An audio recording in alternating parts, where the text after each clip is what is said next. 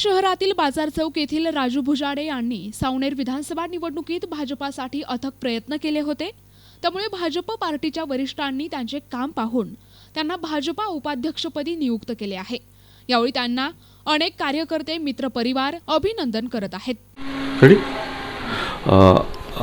दादा, आपल्याला एवढं मोठं पद भेटलं आहे भाजपतर्फे, तर आपण काय सांगाल की आपण इथेपर्यंत आला आणि आपल्याला किती मेहनत करावी लागली आणि किती तुमच्या मनात आनंद होतो आहे की भाजपनं उपाध्यक्षपदी आपल्याला हे दिलेलं आहे?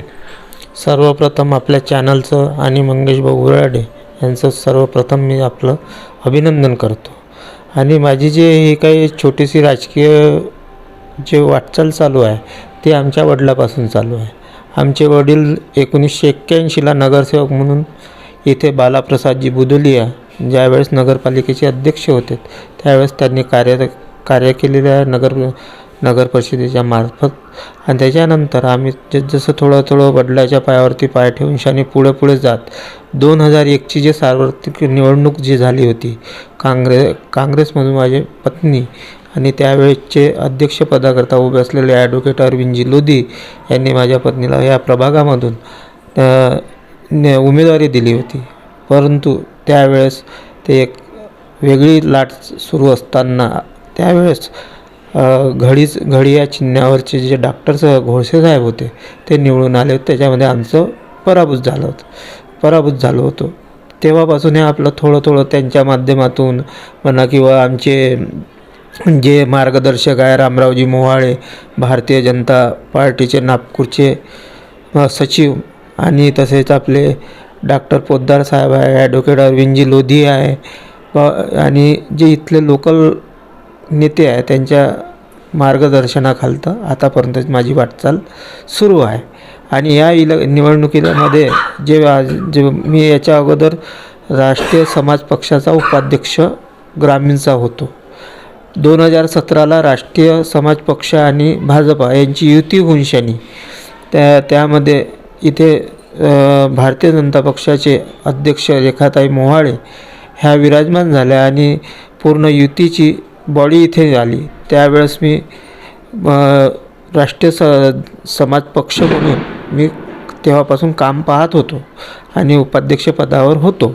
आणि या विधानसभामध्ये थोडी काही वरच्या लेवलवरती वरिष्ठांची त्यांची राष्ट्रीय समाज पक्षाची आणि भाजपाची काही जुळलं नसल्याने आणि आपल्याला इथे जो आपण सावनेरवासियांनी जो निर्धार बांधला होता की यावेळेस परिवर्तन करायचं त्या हिशोबातून मग मी त्या पदाला बाजूला ठेवून शानी मी भारतीय जनता पक्षासोबत जो दिलेला उमेदवार होता आशिष बाबू देशमुख यांचे निस्वार्थपणे काम केलेलं आहे आणि ते निवडून आलेले आहे.